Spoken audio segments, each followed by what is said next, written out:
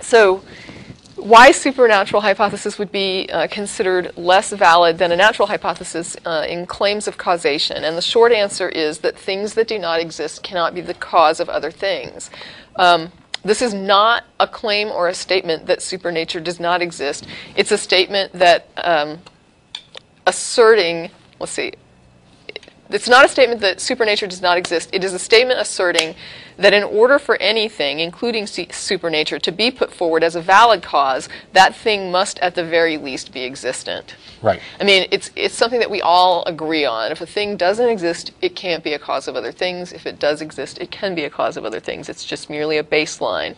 You could look at it as three categories. There's a pool of things that are known to exist. Right. And a pool of things that are known not to exist. Right. And some things that might possibly exist. And But the you ones can't call them existent yet. Yes, and the ones Right. that are in this category are by default more reasonable explanations. Right. Yeah. Yeah, and the things that are in the category of things that might exist are at this point no different as far as our capacity to gauge them than the things in the non-existent category. I mean, until we can demonstrate their existence, you just can't call them existent. You can just simply say, I think that one day we will demonstrate that this thing exists, but today is not that day, and so for now, we cannot make the assertion in any valid way that the thing exists. Let's see. Nature is known to exist, and if we wish to posit supernatural explanations, we then compound a problem by putting forward an explanation that then requires a demonstration. So, in other words, to make our supernatural explanation even begin to be valid, we need to find a way to demonstrate that there actually is such a thing as supernature. And we also have to show that it can do what we're claiming it can do. So until we examine supernature, we can't make any valid assertions about what supernature is or what it does in the way that we can about nature. So with nature, we can demonstrate that it does certain things.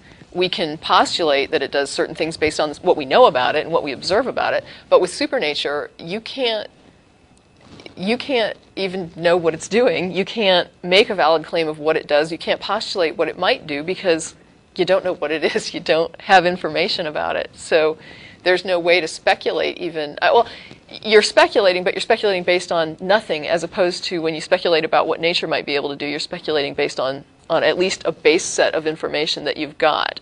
So you know something about it, and you can then make leaps of where it might be able to go based on what you know about it.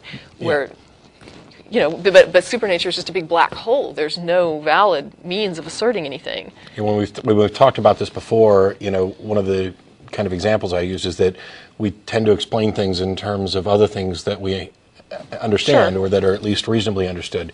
And so if you've got something that is in the category of unknown or not demonstrable or untestable, then you're essentially trying to solve a mystery by appealing to another mystery. Yeah, and this is that statement. It's just sort of expounding on that. But what I summarized it as is we have an unexplained event X, and we have nature that can be examined to see if it can do what's required to achieve X.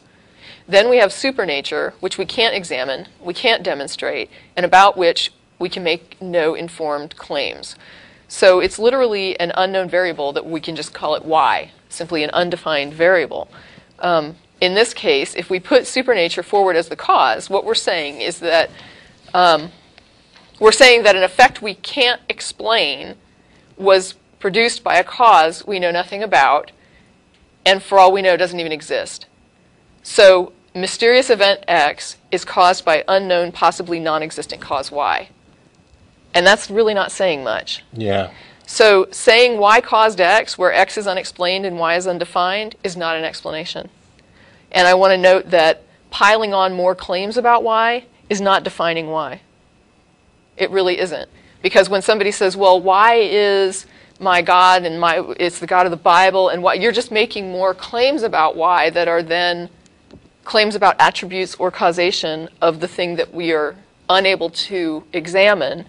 So you're just piling on the claims that have the same problem of it requires a demonstration of the existence of the thing in order to verify that what you've just said about it is correct. Yeah, it's kind of you're complicating the issue, because on the one hand, when you start making claims about the attributes of God or the nature of God, you are attempting to define this in a way that makes it appear to be more explanatory, like you were saying, you'd have to actually demonstrate those attributes and things. Right. So on the one hand, you're making it more and more difficult to make your case while you're attempting to make it easier.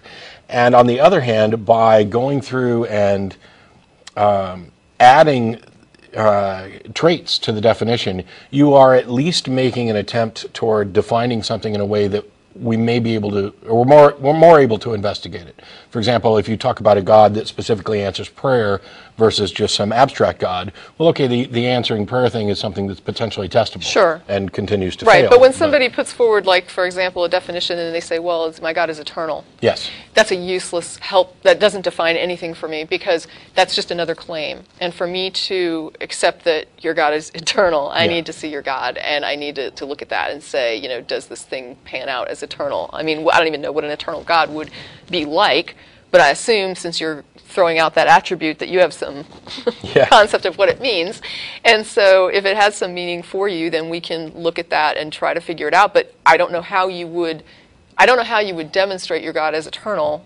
Not only that, but a lot of those characteristics they add, like eternal, are utterly irrelevant to the point they're trying to make. They might as well say, my God is pink with polka dots. Right, exactly. Because whether or not it's pink with polka dots or eternal doesn't really have any effect so far as we can, unless you want to claim that only pink polka dotted gods that are eternal can answer prayers, in which case, you know, okay, let's put that to the test, and first you've got to find a pink polka dotted God. Well, I think I will just throw in the analogy real quickly, if I can. I wanted to use an example of, like, if you've used the example before of somebody claiming they own a pet, like a cat, and then you go to their house and you're looking for evidence of that pet. There's no litter box, there's no food dish, there's nothing that indicates a cat. Then you start getting more and more suspicious. Do they really own a cat? And I said, what if someone told me, you know, I'm so upset my cat ran away, and it's like, I didn't even know you had a cat. Like, you go over there, you're suspicious about the cat story because you have some reason to think maybe there is no cat. You've been over there before, you've never seen a cat, and they're saying that cat ran away. And you go over there and you say, I didn't even know you had a cat. It's like, oh yeah, he mostly stays outside. That's why you've probably never seen him. But if you go in the back, there's this big hole he dug. And you go out back and there's a hole like someone's putting in a swimming pool. And you're thinking, wait, you have what kind of cat do you have? Oh, it's just a tabby, just a little tabby. Oh, did you see that oak tree that was knocked down in my front yard? Yeah, I was going to ask about that. Well, yeah, when he was running away, he hit the oak tree and just knocked it down, like splintered it like a toothpick. Okay, well, I know what a cat is. Yeah. And they're telling me it's a common cat. It's not some bizarre, not a tiger that tried to climb your oak tree and knocked.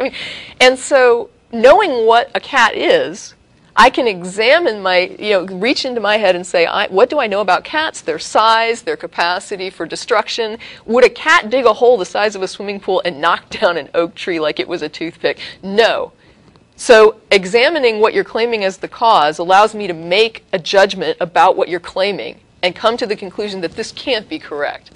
But if you tell me that your pet dragon dug that hole and your pet dragon knocked those trees down, well, I might buy into the idea that a large animal could explain knockdown trees, but without some evidence that you have a dragon, I don't know how to assess the claim that you have a dragon and that dragon digs giant holes and ran away and knocked down your oak tree. Yeah, on the one hand, it is more plausible within the limited definition that we have for dragon, that a dragon could knock down a tree and dig a swimming pool hole than a little cat. Right. But that doesn't make the explanation any more plausible because there's absolutely no demonstration that any such thing exists. And let's say that I go into the front yard and I say, you know, these trees are just literally knocked down.